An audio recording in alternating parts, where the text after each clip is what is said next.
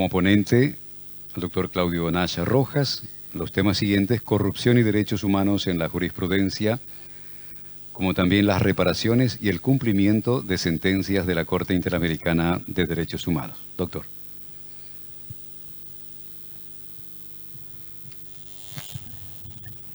Muchísimas gracias. A ver, les cuento cómo nos vamos a organizar en esta, perfecto, en esta segunda parte. Vamos a hacer esta vez un ejercicio levemente distinto al que hicimos en materia de independencia judicial. Recordarán, en independencia judicial lo que les propuse era básicamente que poder compartir un cierto mapa que nos guiara a través de la forma en la que la Corte Interamericana ha tratado los temas de independencia judicial, vinculándolos con el Estado de Derecho y la protección de derechos humanos. Ahora vamos a hacer un ejercicio algo distinto. Esta vez lo que quiero es poder compartirles un enfoque que comparte tanto la Corte como la Comisión Interamericana de qué manera se produce el proceso de convergencia entre la agenda de lucha contra la corrupción y la agenda de protección de derechos humanos. Entonces vamos a ver cómo se produce el proceso de convergencia, vamos a revisar algunas cuestiones conceptuales que son importantes tenerlas en consideración para abordar el tema, y luego lo que nos vamos a preocupar es de hacer algunas clarificaciones conceptuales sobre el impacto de la corrupción en materia de derechos humanos, las áreas particularmente relevantes que ha tratado la Corte en este impacto, luego algunas referencias sobre una lucha contra la corrupción con un enfoque de derechos humanos, para terminar con algunas breves referencias sobre el impacto diferenciado que tiene la corrupción en ciertos grupos históricamente discriminados que son objeto de especial preocupación en la jurisprudencia interamericana. Entonces, esta vez más que un mapa de el abordaje jurisprudencial, vamos a poner el énfasis más bien en algunas cuestiones conceptuales. Todo esto pensando en que ustedes puedan luego seguir profundizando en estas materias con estas clarificaciones ya resueltas. Vamos entonces, les propongo, vamos al primer aspecto, si es tan amable, algunas cuestiones generales del proceso de convergencia. ¿Dónde lo pueden hallar ustedes? Esto también en los cuadernillos de la Corte Interamericana a los que ya les he hecho referencia. Hay uno de estos cuadernillos que está dedicado precisamente al tema de corrupción en la jurisprudencia interamericana, y solo para dar una mirada general, ¿con qué se encuentra uno ahí? Voy a abrir acá. Estoy en esa edad, no sé, ustedes son muy jóvenes, pero ya llegarán en que no veo bien con un lente de lejos y con el otro tampoco.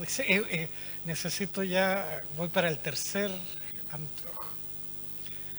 Pero para eso está la tecnología, para solucionar esos problemas a la vista.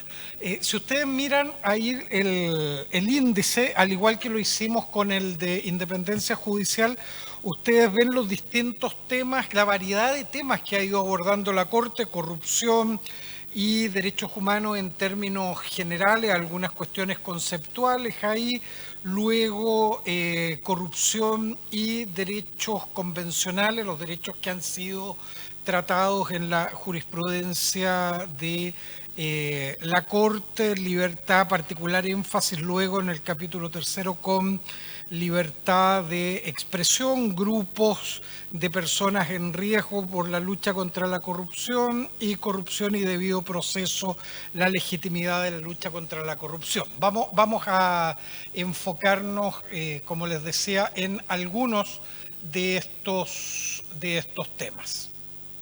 Veamos entonces, vamos aquí a la próxima lámina, si es tan amable. También voy a hacer referencia varias veces en esta presentación al informe que publicó la Comisión Interamericana de Derechos Humanos el año 2019, el informe Corrupción y Derechos Humanos. Tuve el privilegio de trabajar, la comisión me pidió elaborar el borrador de este informe y eso me permitió desarrollar un proceso a nivel regional donde hicimos junto con la comisión varias sesiones nacionales y algunas regionales para recoger una aproximación que diera cuenta de la realidad del tema de corrupción en nuestra región. Y eso nos permitió elaborar algunas bases conceptuales que son estas con las que les decía que quería partir esta presentación. Por lo tanto, los párrafos siguientes que voy a compartir con ustedes son de este informe. La siguiente, vamos a trabajar ahí en tres cuestiones conceptuales o clarificar tres cuestiones conceptuales, algo sobre el concepto, luego la tipología, la caracterización de la corrupción que hace la comisión en su informe y por último el tema de los factores que influyen. ¿Por qué? Porque estos tres elementos me parecen interesantes, porque estos son los que nos permiten luego abordar el tema de la lucha contra la corrupción con un enfoque de derechos humanos, es decir, un proceso de, por una parte, dos agendas que durante décadas se fueron dando de una manera paralela.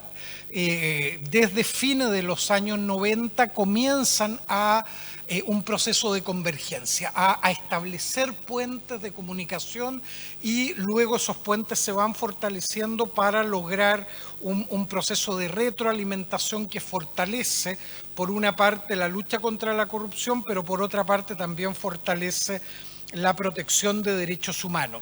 ¿Cómo se logra eso? Conceptualizando adecuadamente la corrupción, caracterizando adecuadamente la situación en la región y pudiendo determinar los factores que son relevantes para que este fenómeno se dé en nuestra región.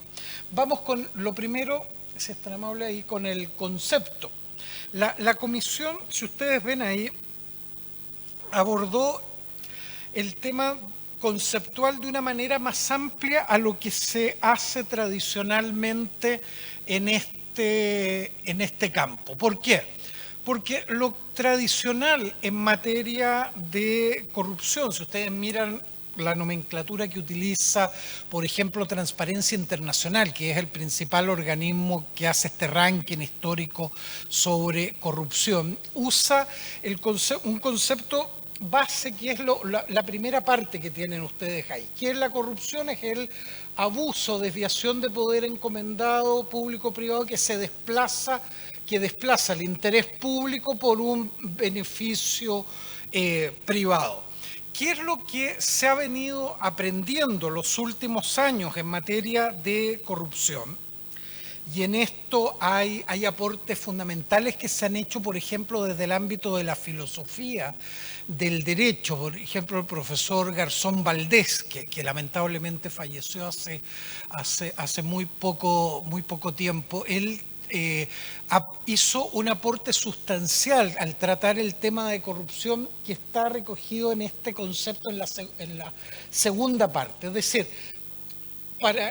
para que estemos ante corrupción no basta con desplazar este interés público por un beneficio personal o privado, sino que hay que agregar que eso tiene un efecto, y es que daña la institucionalidad democrática, el Estado de Derecho y los derechos humanos. Es bueno para visibilizarlo esto, porque uno podría llegar a la misma conclusión con la primera parte, pero es bueno conceptualizarlo de una manera más compleja, más completa, que nos permita dimensionar que el tema de la corrupción no es solo un tema económico. Si esto fuera solo un tema económico, no estaríamos acá. Aquí estamos porque la corrupción tiene un impacto más allá. Y esto es relevante porque el enfoque tradicional, si ustedes miran en Estados Unidos, desde hace un siglo atrás, ellos optaron por enfocar el tema de la corrupción bajo una lógica sancionatoria, es decir, aquello que impacta, que tiene un impacto en el mercado fundamentalmente. Por eso se sanciona la colusión, el monopolio, etcétera. ¿Por qué? Porque tiene un impacto en la lógica del mercado, y cuando ese impacto es grave, habilita el uso del instrumento penal. Pero de alguna manera eso no da cuenta de la complejidad del fenómeno,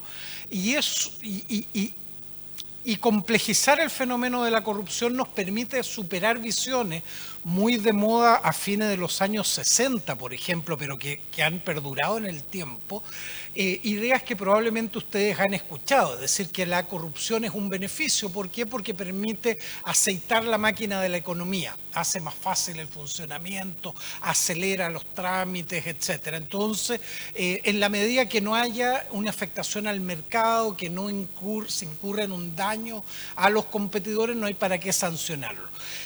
Esa visión va quedando atrás, sobre todo en la década de los 90, bajo la lógica de que aquí hay un impacto de la que tiene la corrupción al erosionar, digamos, la credibilidad de las instituciones. Cuando hay denuncias de corrupción, por ejemplo, en el ámbito judicial, en el ámbito electoral, lo que nos pasa a los ciudadanos es que dejamos de confiar en la institucionalidad, en la justicia, dejamos de confiar en los sistemas electorales, etcétera. Entonces, vamos a partir todo este análisis de una idea de corrupción que es más compleja. Luego, en este informe había que caracterizar lo que sucede en las Américas. Y en las Américas, claro, tenemos formas de corrupción cotidiana, lo que Transparencia Internacional denomina la pequeña corrupción. El caso, lo que en cada país tiene nombre, no sé cómo lo denominarán acá ustedes, pero en algunos lugares se llama la coima, en México la mordida, coima acá también, es lo que uno normalmente piensa cuando piensa en corrupción, piensa muchas veces en esa pequeña corrupción. Por otro lado, tenemos esa otra corrupción, la gran corrupción en el lenguaje de Transparencia Internacional, que ya involucra normalmente altos cargos públicos, volúmenes de dinero muy grandes, y hay incluso formas ya de lo que se ha denominado, particularmente en Colombia, se ha utilizado el lenguaje de la macrocorrupción e incluso la captura del Estado, con la muerte hace algunos días atrás de Fujimori. Yo creo que a todos se nos venía a la cabeza estas formas de captura del Estado por una verdadera banda delincuencial que copa todo el aparato del Estado en beneficio personal. Pero la comisión lo que hace, y veamos la siguiente por favor, es conceptualizar la corrupción en nuestra región de una manera algo distinta, que dice que hay que dar cuenta de fenómenos de corrupción relativamente aislados, por ejemplo los que se dan en Uruguay, que tiene un nivel bajo de corrupción, hasta capturas de áreas completas del Estado en varios de nuestros países.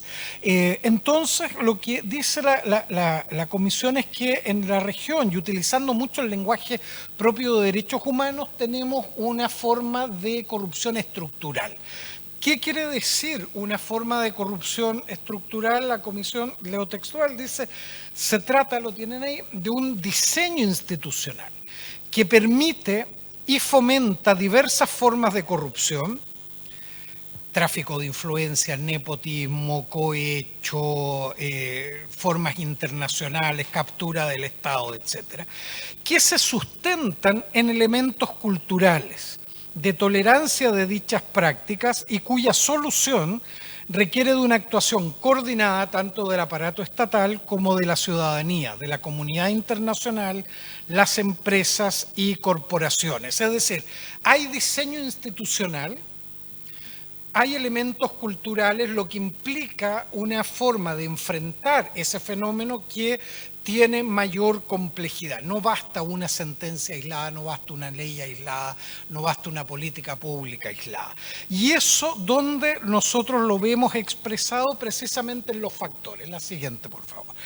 En factores tanto institucionales como culturales. Y aquí les explico un poco cómo se llega a este esquema. Lo tradicional, por ejemplo, Klitger debe ser el principal autor en la década de los 90 que habla de estos temas. Él decía, para que se dé la corrupción y particularmente formas de gran corrupción, dice él, tienen que concurrir tres elementos. Tiene que haber, incluso lo traduce en una fórmula. Dice, tiene que haber concentración de poder. Esa concentración de poder produce o genera la posibilidad de toma de decisiones discrecionales y hay bajo control de esas decisiones discrecionales. Dice él, cuando se dan estos elementos hay riesgo no solo de corrupción, sino que riesgo de gran corrupción. ¿Qué se hace en el informe de la comisión? Se toma, entonces, así como se complejizó el concepto, aquí se buscó complejizar los factores. Si uno revisa la región, se da cuenta que hay que agregar al menos dos elementos que están en esa definición de estructuralidad. Uno, como elemento institucional, esa falta de control lleva aparejada impunidad. Y esto hay que explicitarlo, no debe quedar implícito. Vamos a cerrar con eso en esta presentación. El gran desafío probablemente común para toda la región tiene que ver con la impunidad, es decir, la complejidad que ha sido poder generar investigaciones serias, establecimiento de responsabilidades, reparación de víctimas, todo lo que hemos venido aprendiendo, sobre todo en el ámbito de las violaciones masivas y sistemáticas o graves y sistemáticas de derechos humanos en materia de corrupción, vemos que es tal vez un debe incluso mayor que el que tenemos en materia de derechos humanos. Pero por otra parte, y estaba en el elemento cultural que estaba en la definición que dábamos. Si hay algo que se aprecia con mucha fuerza en la región, es cómo hemos ido normalizando el tema de la corrupción. Cómo nos parece que es un elemento más de la vida cotidiana y esa normalización nos lleva no solo a aceptarla, a normalizarlo, sino que en algunos casos incluso a valorarlo. Y esto surgía de muchas conversaciones en distintos países de cómo se valora, es decir, valorar a aquel que rápidamente logra un estándar muy alto de vida.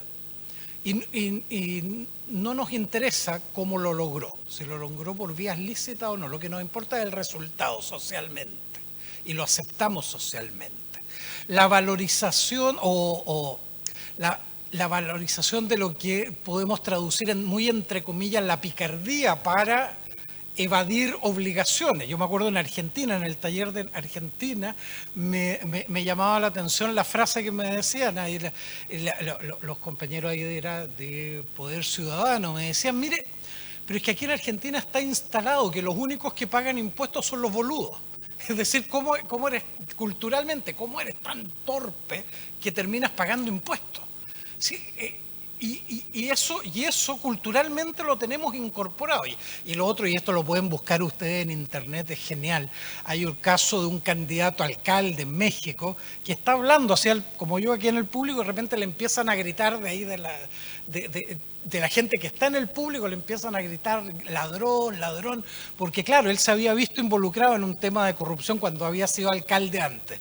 Y él, muy a lo mexicano, para su charla y dice, a ver, sí, robé, pero poquito, dice. Y la gente lo reeligió. Es decir, la gracia de eso es que ese alcalde después sale elegido por la misma gente que le gritaba ladrón, ladrón en el acto. Es decir, ese es el elemento cultural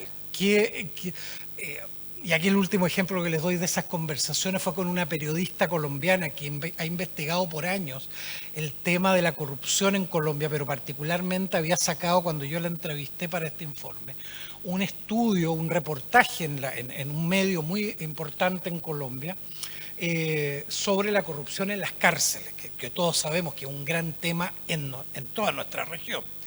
Y al final de la entrevista, parte era de estas que uno lleva semiestructurada, digamos, va abarcando distintos puntos, y el último punto para todos los entrevistados era el qué hacer. Y a mí me impresionó mucho hasta el día de hoy la respuesta de ella. Imagínense, alguien que arriesga la vida, porque investigar la corrupción en las cárceles, en cualquier lugar, en Colombia incluido, es arriesgar la vida. Sacar un reportaje sobre eso es arriesgar la vida. Y ella me dice, se queda en silencio y me dice, no creo que tenga solución. Mientras exista el dinero va a haber corrupción. Tal vez podamos algún día mitigarla, pero no supera. Y eso es impresionante con alguien que arriesga la vida para denunciarlo, digamos, no viene de cualquiera. Y en ese sentido el elemento cultural era uno de los que en este informe nos pareció fundamental incorporar. No hay forma, por lo tanto, si uno quiere atacar los factores que generan, fomentan, permiten este fenómeno de corrupción sin abordar lo institucional, pero también este elemento de orden cultural. Ahora, con ese marco conceptual, la pregunta o el viaje que quiero invitarles que hagamos juntos es ir viendo entonces cómo la Corte toma esto y lo va a ir traduciendo, obviamente con la complejidad que tiene en su jurisprudencia. Digo con la complejidad porque hasta hoy no tenemos un caso que haya versado directamente sobre corrupción como base de una violación de derechos humanos. Hasta ahora ha sido contextual, ha sido un elemento de análisis, pero todavía no está ese caso. De hecho, hace unos días atrás había una reunión con la Comisión Interamericana y hablando con la gente que lleva el sistema de casos, lo que hablábamos era precisamente esto, es decir, cómo en el sistema de casos darle prioridad, porque no quiere decir, eso indica que no hayan casos, pero no han sido enviados a la Corte por la Comisión. Hay que hacer la selección de ese caso que permita este ejercicio, pero ¿dónde ha estado la complejidad de eso? Y vamos a la siguiente, que es preguntarse sobre cómo entonces, ¿por qué se ha dado esta dificultad? La corrupción como base de la responsabilidad internacional. La siguiente, miren, ahí ustedes tienen los elementos. Para que haya responsabilidad internacional del Estado, ustedes saben, tienen que darse dos elementos.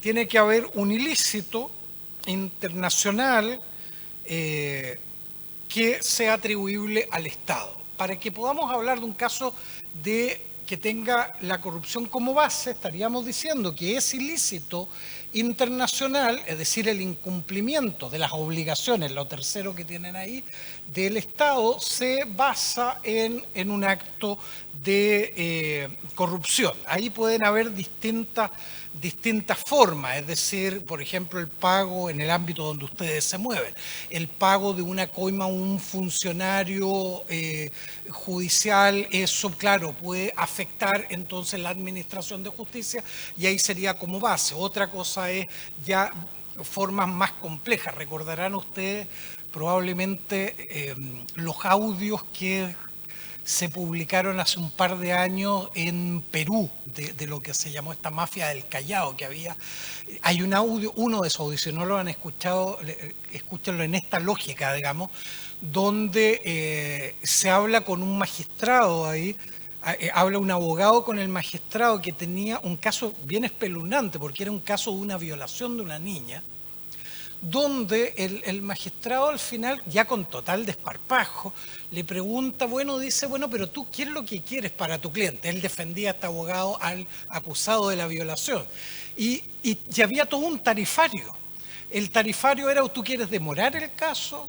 ¿Quieres que salga con una pena baja o quieres que salga liberado? Todo tenía su tarifa, es decir, al cliente lo que podía pagar era lo que podía obtener en esta negociación o en este comercio entre el abogado y los funcionarios y eran de las altas cortes además, pero había todo un entramado, es decir, es distinto eso a, por ejemplo, formas de incumplimiento de las obligaciones prestacionales que tiene el Estado en materia de salud, vivienda, educación, cuando hay desvío de recursos del Estado que impiden que esto llegue a los recursos, a sus destinatarios finales. Pero ambos son, si ustedes ven, incumplimientos atribuibles al Estado de las obligaciones. Lo que hace el informe de la Comisión, y ustedes lo pueden revisar después con calma, es leer obligación de respeto, de garantía y no discriminación bajo la lógica de infracciones que están vinculadas con temas de corrupción. Y en ese sentido, entonces, uno ve que tiene que hacerse este ejercicio, un ilícito basado en corrupción que sea atribuible al Estado, pero además la dificultad muchas veces viene luego en el nexo que hay que hacer de eso con un daño. ¿Cuál es el daño concreto que se ha producido? Y ese daño concreto, ¿a quién afecta? ¿Cuál es la afectación a un grupo determinado en los distintos niveles que puede tener el daño? A una víctima directa, a su entorno relevante, a la sociedad en su conjunto. Eso hay que determinarlo, hay que poder probarlo. Y la dificultad en varios de los casos que se han estudiado para esto ha estado más que, en algunos casos, la prueba del hecho de corrupción como base muy fuerte, pero es más débil la prueba del nexo con las víctimas concretas. Por ejemplo, lo hemos visto en algún caso de Venezuela sobre temas de corrupción en el alimento que le llega a los niños, por ejemplo, que ha provocado situaciones de desnutrición y de enfermedad. Ahí el acto de corrupción está muy bien probado, pero el impacto, el nexo de causalidad con la muerte de algunos niños o con afectaciones a la salud se hace mucho más complejo. En otro es al revés. El resultado final es mucho más claro. Las víctimas concretas, por ejemplo, enfermos de diálisis, esto en Centroamérica se ha visto en Honduras, en Guatemala, etcétera. Hay casos, pero se va perdiendo el nexo con el acto de corrupción, sobre todo cuando son situaciones de macrocorrupción. No hay un hecho aislado de corrupción, sino que son sistemas de corrupción que cuesta mucho determinar dónde se produjo el acto de causalidad que finalmente implicó un incumplimiento de las obligaciones del Estado. Entonces eso ha obligado a tener que ir resolviendo con mucho más detalle los elementos probatorios que, llegando el caso a la Corte, le permitan a la Corte hacer todo este ciclo, determinar el ilícito con base en el acto de corrupción, que esté probado el ilícito, esté probado la corrupción, pueda serle atribuible al Estado y eso vinculado con las obligaciones y con el nexo de causalidad con el daño y las víctimas. Si ustedes ven esto, cuando uno ya lo empieza a traducir en términos de lo que ustedes hacen cotidianamente, en términos jurídicos, de los elementos para atribuir responsabilidad, se va haciendo algo más complejo. Y eso explica por qué la Corte ha hecho hasta ahora más bien apreciaciones generales. Yo les traigo un par de ejemplos de eso. Miren el primero ahí, que es un caso que hasta ahora era uno de los más citados, que es el caso Ramírez Escobar y otros versus Guatemala. Este es un caso que estaba vinculado con todo un sistema de adopciones ilegales en Guatemala en la década, sobre todo en la década de los 80, ¿verdad? Era ahí donde fue el fuerte de esto.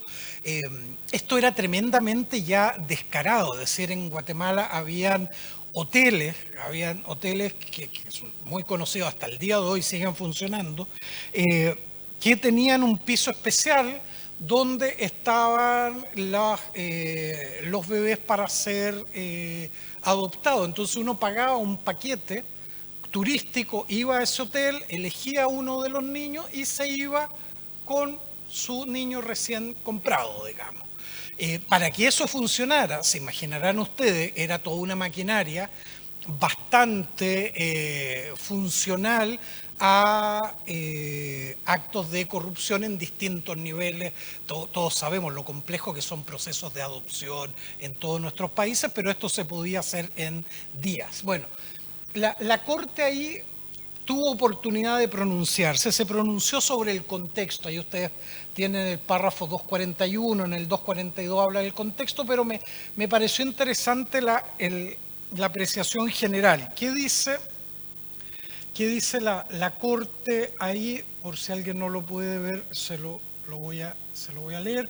Dice: este tribunal destaca las consecuencias negativas de la corrupción y los obstáculos que representa para el goce y disfrute efectivo de los derechos humanos, así como el hecho de que la corrupción de autoridades estatales o prestadores privados de servicios públicos afecta de una manera particular a grupos vulnerables. Y luego en el párrafo siguiente dice: estas violaciones de derechos humanos que se da cuenta este caso, se dan en un contexto de corrupción. Miren ustedes cómo con los años ese caso, perdón, ¿puedes ver el anterior? El anterior es del 2018, adelante, uno más. Y ahora en el 2023, un caso relativamente reciente, donde la Corte tuvo oportunidad de pronunciarse sobre el tema de los denunciantes de corrupción, pero si ustedes ven, hace un ejercicio ahora mucho más completo. Dice, es el mismo párrafo, pero yo lo dividí para claridad de ustedes en tres partes. Dice: los organismos internacionales han coincidido en señalar que la corrupción genera impactos negativos en la vigencia de los derechos humanos. En efecto, la Corte ha destacado las consecuencias negativas y los obstáculos que representa para el goce y disfrute efectivo de los derechos humanos. La corrupción adopta múltiples formas, ocurre en una multiplicidad de contextos y amenaza el Estado de Derecho, la democracia y los derechos humanos. Conecto esto con lo que dijimos antes, es decir, esta es la tríada base para analizar el impacto en la región de los temas que la Corte ha tenido que conocer: Estado de Derecho, democracia y derechos humanos. Y termina el párrafo de la Corte, dice: así la corrupción no solo afecta los derechos de los particulares individualmente afectados, sino que repercute negativamente en toda la sociedad en la medida en que se resquebraja la confianza de la población en el gobierno y, con el tiempo, en el orden democrático y el Estado de Derecho. Es decir, la Corte ha ido avanzando. Yo diría que ese es como en el fútbol, ese sería como la asistencia perfecta, digamos, una asistencia que solo Messi y otros podrían hacer. Es decir, le hace el pase a la comisión, dice: ahora presénteme el caso, para hacer la bajada de alguna manera de esto. Aquí está la afectación al individuo, a la sociedad en su conjunto, incumplimiento, formas múltiples de afectación. Ahora concretémoslo en un en un caso concreto. Ahora bien, hay áreas, esto hasta aquí es en general, si ustedes ven, estas dos aproximaciones de la Corte son en general. Ahora, hay áreas donde la Corte, la Comisión lo ha retomado, pero la Corte ha sido pionera en ver el impacto que tiene la corrupción respecto del goce y ejercicio de ciertos derechos. Vamos en el siguiente. Uno de ellos es precisamente el de la libertad de expresión y la corrupción. Nosotros sabemos cómo afecta a periodistas, comunicadores, el impacto que esto tiene, las denuncias de corrupción en posibilidad de sufrir atentados, persecución, amenazas, etc. Y hay un caso, que es el siguiente, si es tan amable, que es un caso con Colombia, Bedoya Lima y otra versus Colombia, una periodista colombiana que sufrió un atentado, que incluso tuvo caracteres de violencia sexual, además una serie de amenazas y un atentado. Y la Corte es interesante lo que hace, porque hace obviamente el análisis de la violencia sexual, la integridad personal, etcétera, pero en materia de libertad de expresión hace converger ambos temas, es decir, lo que conocemos como un enfoque de género en esta materia y hace el nexo entre libertad de expresión, género y de alguna manera lo que implica esto en materia de también corrupción. Y miren ustedes, dice el efecto amedrentador de los hechos descritos en el presente acápite es que el público pierde voces y puntos de vista relevantes y en particular voces y puntos de vista de mujeres, lo cual a su vez deriva en el incremento de la brecha de género en la profesión periodística y ataca el pluralismo como elemento esencial de la libertad de expresión y la democracia. Es decir, esta violencia sexual no solo afecta a la mujer como víctima directa, sino que acalla voces que a la sociedad en su conjunto, a nosotros nos interesa conocer esa visión. Sigue la Corte, lo anterior cobra relevancia en el contexto de la región. Es decir, dice, esto no es solo un problema de Colombia, esto es un problema regional. A la vista de las palabras de la relatora de la libertad de expresión de la Comisión en la existencia de un fenómeno extendido de exclusión de las mujeres de la vida pública y una escasa participación de las mujeres en la agenda de medios de comunicación. Dice, además, el tribunal desea resaltar la importancia de la necesaria pluralidad que debe estar presente en los medios de comunicación, ya que, tal como lo afirmó la testigo Catalina Botero, ex también relatora de libertad de expresión, al silenciar a las mujeres periodistas se silencia también aquellas historias que usualmente solo cuentan las mujeres. Es decir, aquí hay un efecto que tiene en la libertad de expresión que afecta a la sociedad en su conjunto, afecta en este caso a las mujeres periodistas, pero eso además tiene un efecto en las posibilidades de investigación de, por ejemplo, formas de corrupción que afectan diferenciadamente a las mujeres y que normalmente están omitidas. En materia de corrupción volvemos a tener, en definitiva, los mismos sesgos que en otros ámbitos. Por ejemplo, rara vez se visualiza el clientelismo al que están expuestas las mujeres como una forma de corrupción. Y que ese clientelismo además no solo siempre tiene que ver con pago de coimas, sino que muchas veces con formas de agresión o violencia sexual.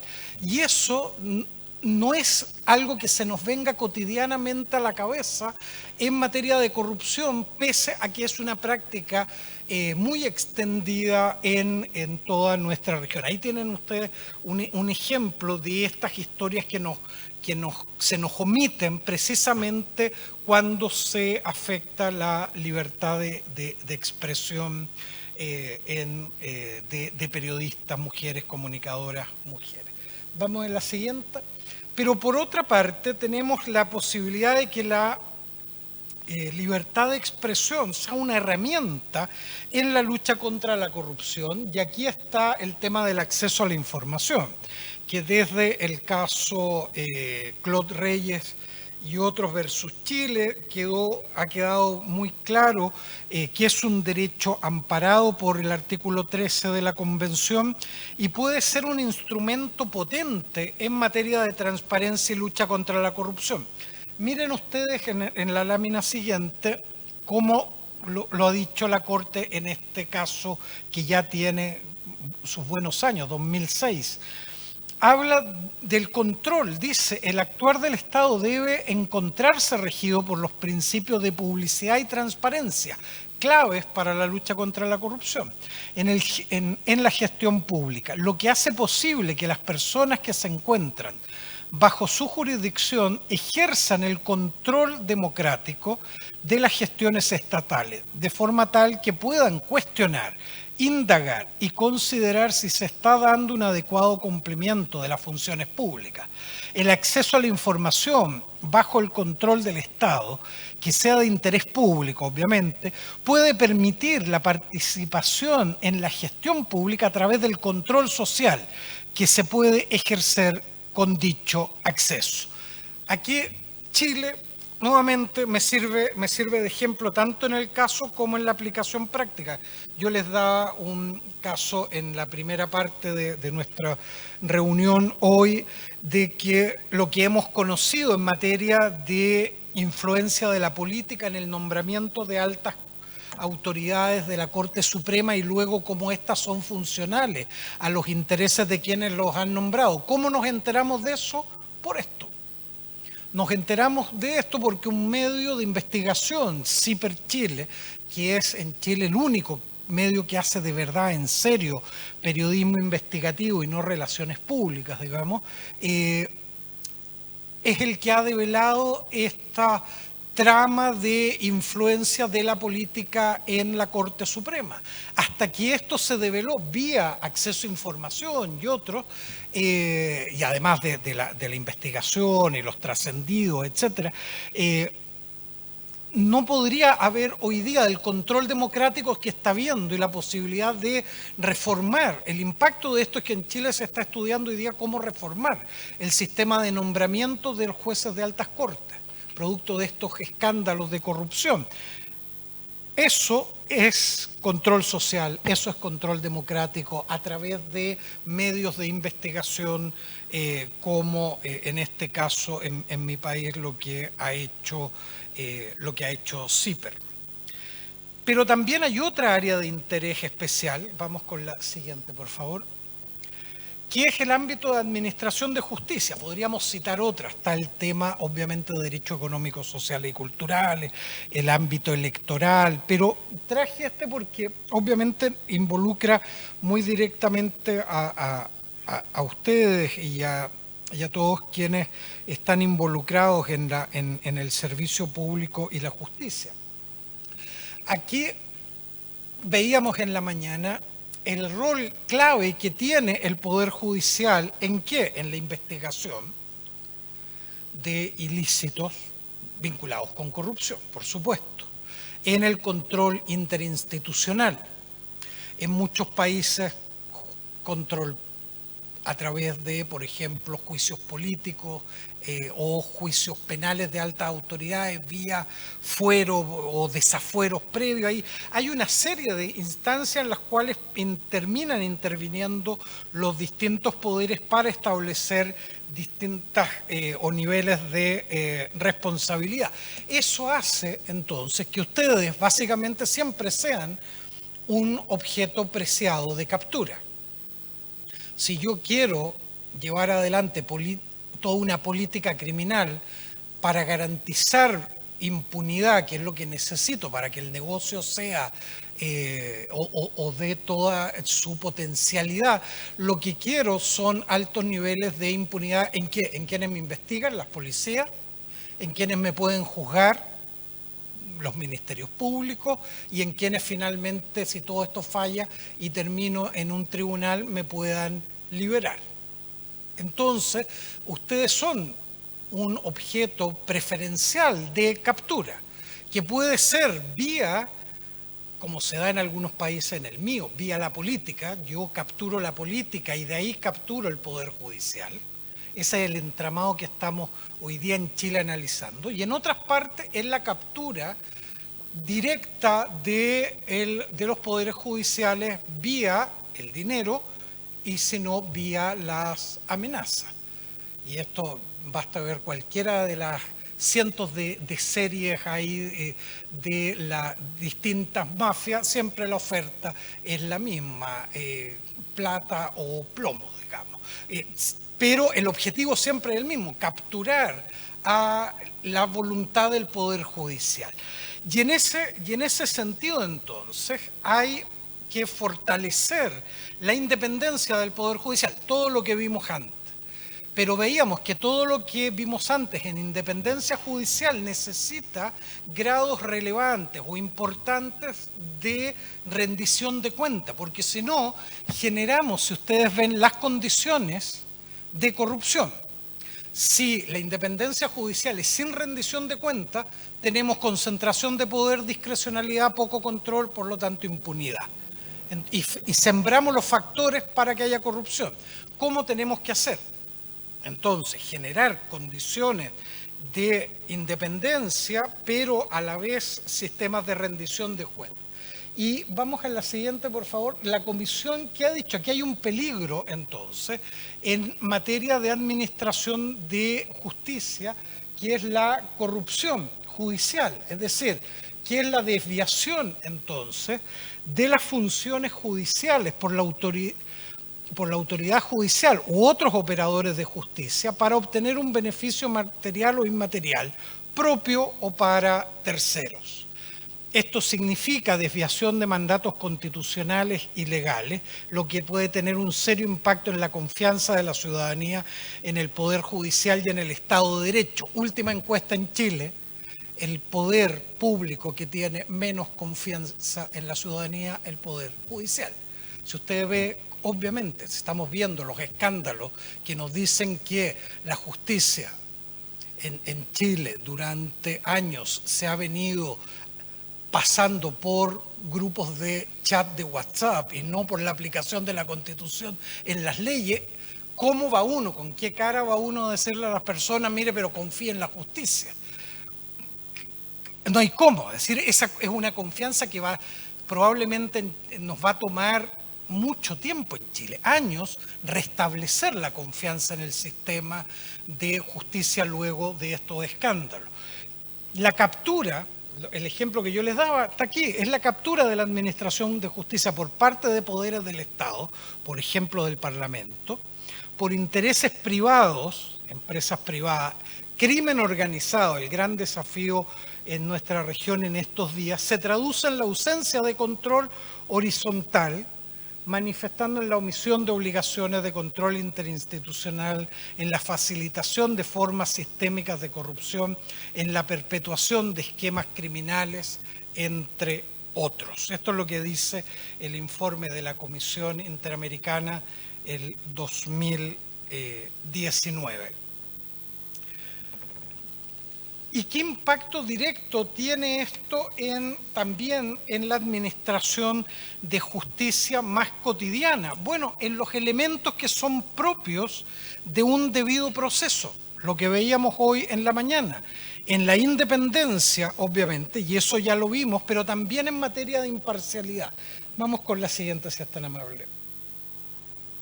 ¿Qué dice la Corte? En materia, ahí tienen ustedes, el PowerPoint de la mañana y en la tarde va a quedar acá disponible para ustedes. Entonces tengan tranquilidad que todo esto lo van a poder ver ahí con toda la calma que requieran. Yo solo quiero mostrarles la lógica. Dice la imparcialidad. Está hablando de eso, dice en la parte que tienen final marcada ahí. La garantía de imparcialidad implica que los integrantes del tribunal no tengan un interés directo, una posición tomada, una preferencia por alguna de las partes y que no se encuentren involucrados en la controversia y que inspiren la confianza necesaria a las partes en el caso, así como a los ciudadanos en una sociedad democrática. La corrupción hace, si ustedes ven, hace añico esto. En el ejemplo que yo les daba, obviamente un juez que ha negociado un monto de dinero para o demorar el juicio o para dar una pena menor, o si había el dinero suficiente para liberar a el acusado de violación de una niña, ese juez ha perdido absolutamente cualquier forma de garantía de imparcialidad. Y eso, lo que dice la Corte Interamericana, eso no solo afecta a los involucrados en el proceso, sino que afecta a la sociedad en su conjunto. Por lo tanto, no es casual todo el énfasis que se ha puesto por parte de los organismos de control internacional, la Comisión, la Corte, en los poderes judiciales, en su situación respecto de corrupción. Y hay un aspecto, vamos al siguiente, que no quería dejar de mencionarlo porque es tal vez el más obvio, pero es el que ha tenido más desarrollo en la Corte, pero que tendemos a olvidarlo, pese a lo obvio, que tiene que ver que todo lo que hemos dicho nos genera una tentación. ¿Cuál es la tentación? Que lo que hemos dicho nos puede llevar a pensar que respecto de la corrupción todo vale entonces. Si es una práctica tan dañina para la democracia, para el Estado de Derecho, para los derechos humanos, bueno, enfrentémosla sin contemplación de ningún tipo. Cuidado, porque ahí viene la idea de universalidad, inalienabilidad de los derechos humanos, aunque no nos guste. Y es que el acusado de corrupción, el juzgado por corrupción, sigue siendo un ser humano y por lo tanto sigue siendo titular de derechos humanos. Y aquí, si ustedes revisan el cuadernillo de jurisprudencia al que les hacía mención antes, se van a encontrar con que buena parte de los casos que ha visto la Corte tienen que ver con esto, con que la persecución en materia de corrupción pierde legitimidad cuando se violan derechos humanos. Y eso termina siendo un muy flaco favor a este compromiso estatal. Veamos, les quiero dar aquí simplemente algunos ejemplos que ustedes después pueden analizar con más detalle. Vamos a la siguiente. Aquí vamos a revisar alguna jurisprudencia que tiene que ver con legitimidad de la persecución, algunas que tienen que ver con medidas de restricción de derechos en el ámbito de las investigaciones y derechamente con infracciones al debido proceso. Esto, les insisto, en el cuadernillo lo pueden revisar con atención. En el informe de la Comisión del 2019 está también desarrollado bastante en detalle. Pero algunos ejemplos. La siguiente, por favor. Este es probablemente uno de los párrafos más citados en esta materia de la Corte Interamericana. Un caso del 2016, caso Andrade Salmón versus Bolivia. Les voy a leer solo la parte que está marcada ahí. Dice, miren, la Corte dice, la sana lucha contra la corrupción y la deseable persecución de los delitos contra la administración pública no es admisible que se perviertan, desviándose en un recurso lesivo a la democracia mediante el sometimiento a una indefinida situación procesal incierta a personas políticamente activas con el resultado de excluirla de la lucha política democrática. Es decir, aquí es cuando la corrupción termina deslegitimándose, la lucha contra la corrupción termina deslegitimándose cuando se utiliza políticamente.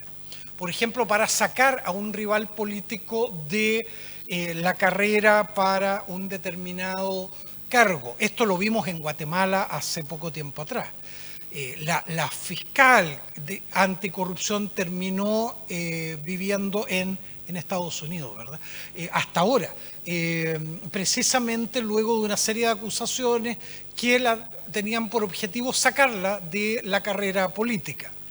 En mi país, por eso les prefiero traer casos de mi país para no hablar mal de ningún otro. Uno se siente más en confianza hablando mal de los propios males, digamos. Pero en mi país ha pasado ahora, hay una disputa de un alcalde que es sometido a prisión preventiva, y como es sometido a prisión preventiva por una acusación de corrupción, no puede ejercer sus labores, es decir, no puede ir a su oficina como alcalde. ¿Por qué? Porque está privado de libertad. Y hay una norma que si el alcalde deja de ir X cantidad de días a ejercer sus labores, pierde el cargo. Es decir, por una medida restrictiva de libertad personal, no por una condena, como dice la Convención, y ha señalado la Corte claramente, por una sentencia uno puede perder un cargo, pero no por una medida cautelar. Y en Chile entonces un alcalde pierde su calidad de tal por una medida de cautelar de prisión preventiva, pudiendo habérsele dado, por ejemplo, una medida de prisión nocturna y que por lo tanto le permitiera ir a ejercer sus labores. Entonces, hay una serie de situaciones que están al límite, que hay que discutirlas, hay que pensarlas en términos de que no se utilice, como dice la Corte, la sana lucha contra la corrupción con fines de orden político. Por otra parte, vamos a la siguiente.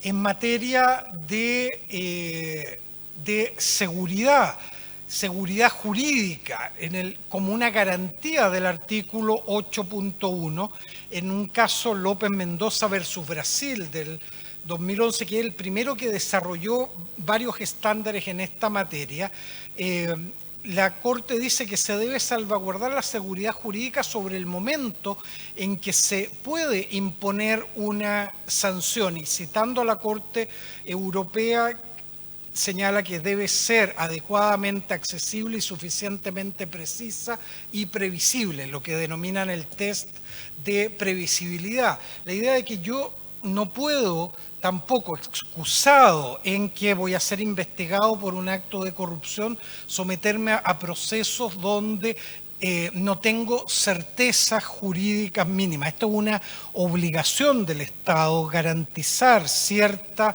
seguridad jurídica, incluso aquel que va a ser juzgado en materia de corrupción. En la siguiente, los derechos del imputado, es decir, además, no solo certeza jurídica, sino que además en la tramitación se me deben garantizar ciertos mínimos. Casos Segarra, Marín y otro versus Perú. Este tenía que ver con temas de pasaportes. En Perú también acusaciones de corrupción, pero dice la Corte, aquí se invirtió la carga probatoria.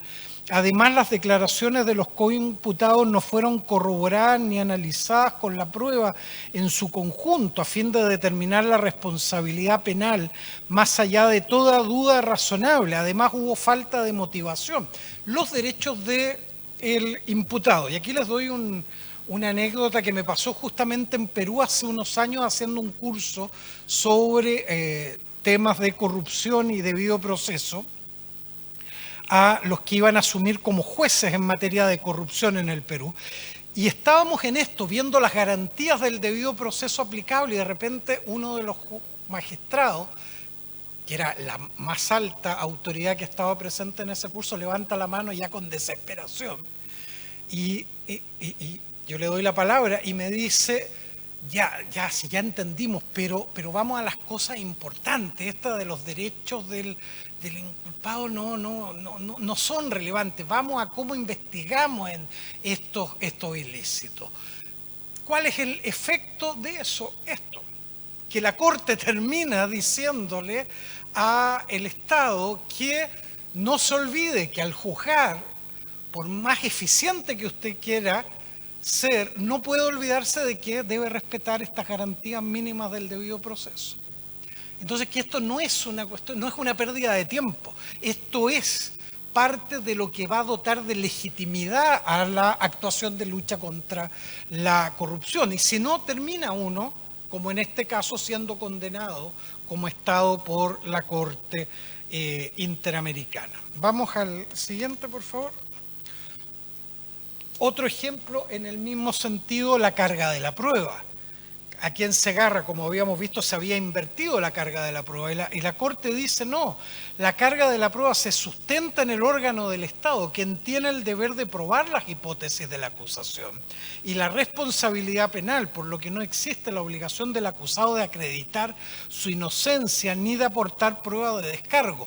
Contrasten esto con un delito que está muy de moda en varias legislaciones en nuestros países, que es el de enriquecimiento ilícito, que ahí pasa a ser carga de la prueba del inculpado acreditar la licitud de los ingresos para comprar ciertos bienes, por ejemplo.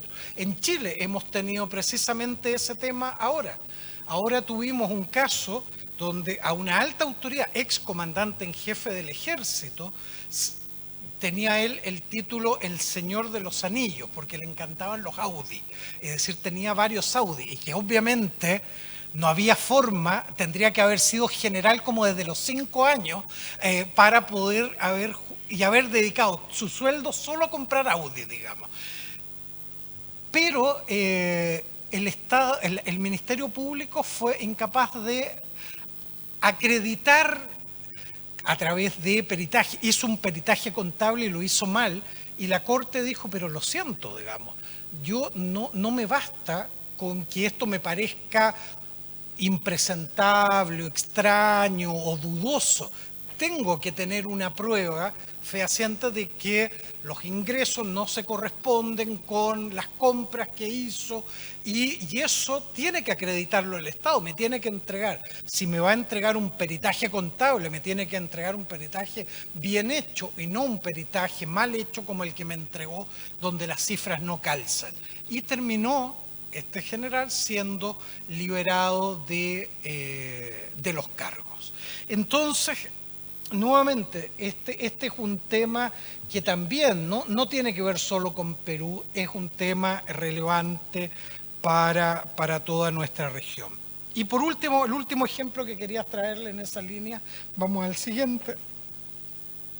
La Corte ha dicho, ok, mire, yo entiendo que muchas de estas cuestiones se hace una evaluación y toda una investigación para la destitución de funcionarios a través de procesos administrativos, está muy de moda y probablemente ustedes han ido a más de un seminario o curso, eso, el derecho administrativo sancionador, se están haciendo libros, hoy día es uno de los temas de moda, digamos, en el derecho público, y la Corte ha entrado en ese debate y ha dicho que hay garantías propias del debido proceso que deben ser aplicadas a los procesos sancionatorios, teniendo, dice, en cuenta la Corte, que pueden ser de un contenido e intensidad distinta a los penales, pero hay ciertos mínimos y que la propia Corte va desarrollando esos estándares en materia de tiempo para preparar la prueba, interrogación de testigos, etcétera, que hablan del derecho a un debido proceso, un derecho de defensa en el marco del derecho administrativo. Todavía en eso probablemente todavía hay mucho que delimitar adecuadamente y por eso está tan de moda esa discusión. Hay muchos administrativistas y todos que están muy peleados, digamos, con esta idea de la Corte de garantía en el ámbito administrativo. Hay una tensión que es bien interesante en varios de nuestros países.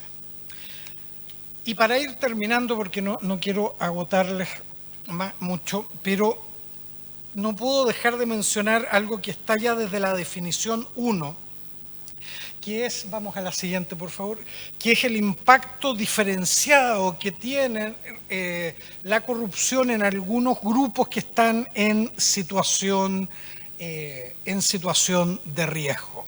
La siguiente por favor. Aquí hay grupos en situación de riesgo en materia de corrupción en 2 niveles. Hay un grupo que está en riesgo porque sufre de una manera desproporcionada los efectos de la corrupción. Y esto en el informe de la comisión hay un acápite completo destinado a eso. Piensen ustedes, personas privadas de libertad, personas en situación de migración, ya dimos el ejemplo de mujeres, grupos afrodescendientes, pueblos indígenas, comunidad LGTBIQ+. Hay una serie de grupos históricamente discriminados donde la corrupción los afecta de una manera agravada, pero además de una manera diferenciada. Hay formas diferenciadas de afectación.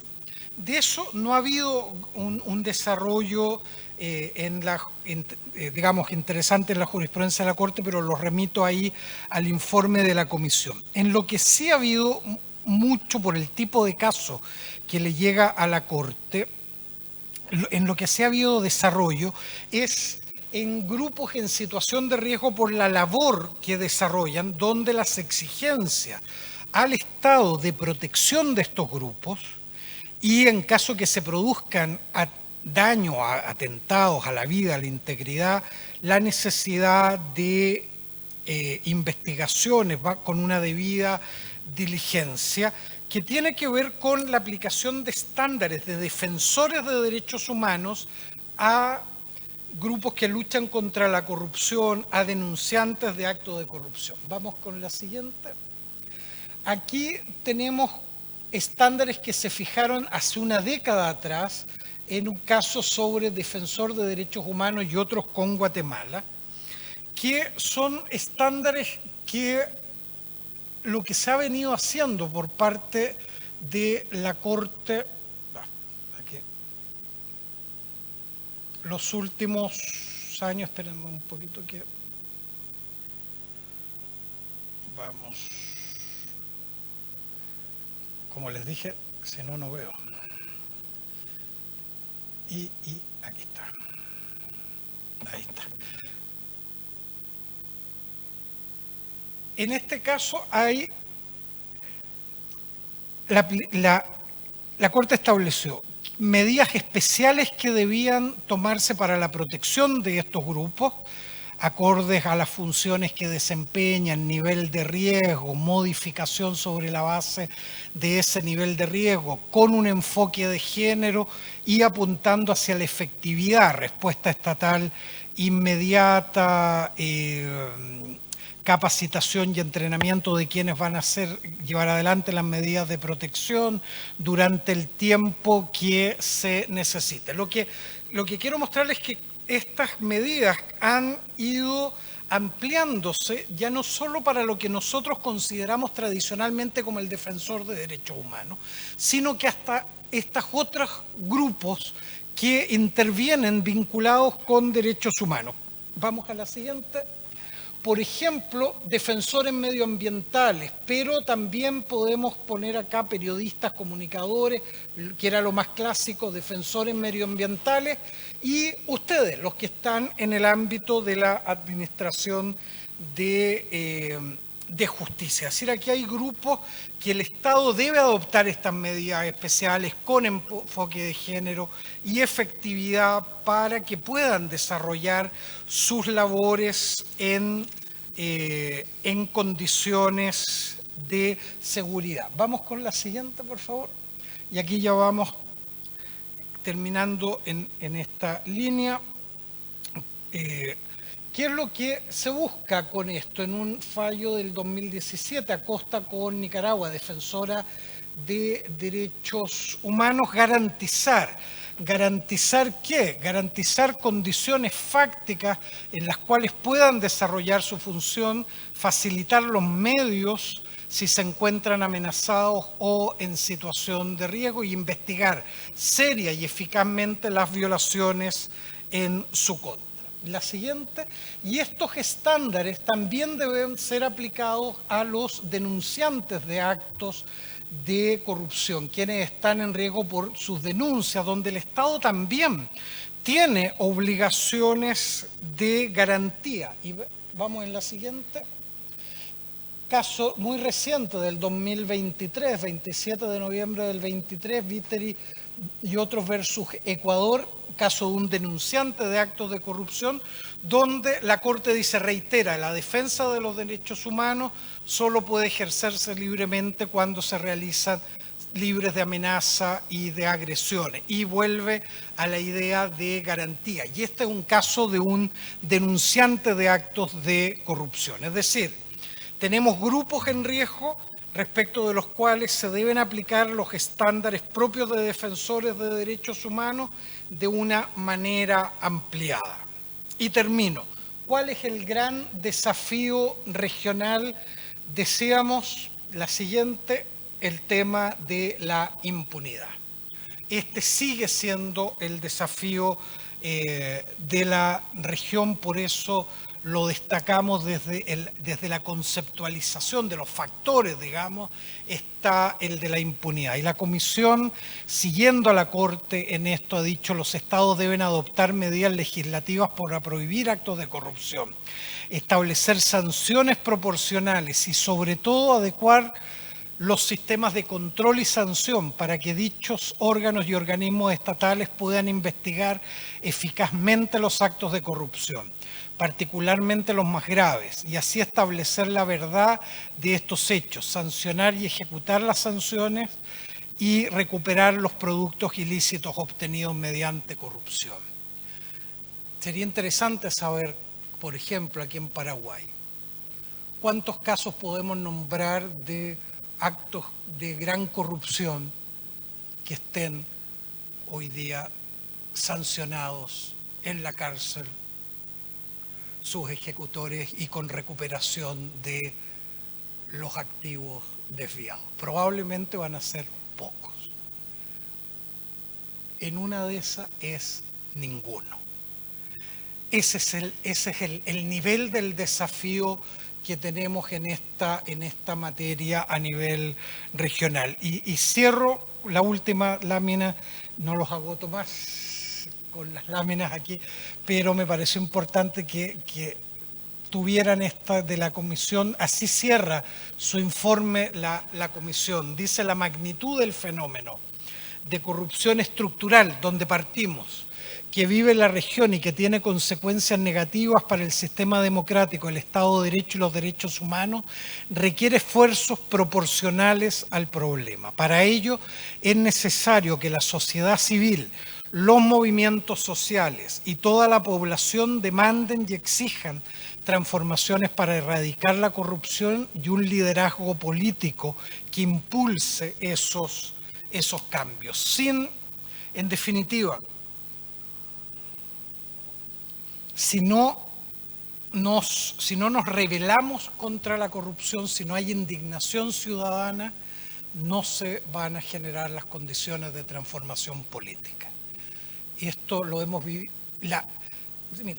Se me olvidó hacerlo, lo debía haber hecho, pero busquen ustedes en internet, se llama la Marcha de las Antorchas en Honduras. En Honduras llegaron hasta la puerta del Palacio de Gobierno la gente con antorchas, es decir, el mensaje no podía ser más claro. O ustedes hacen algo ahora con el tema de la corrupción o esto no termina bien.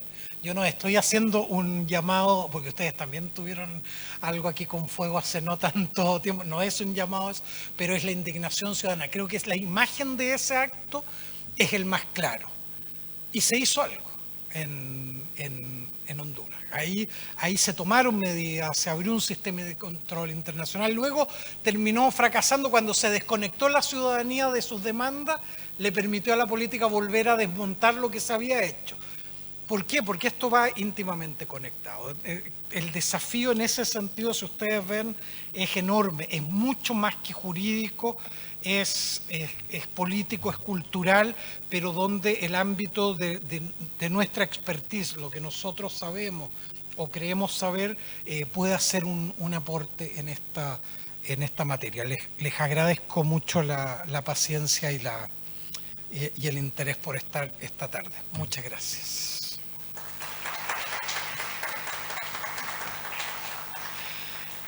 Entiendo, y ahí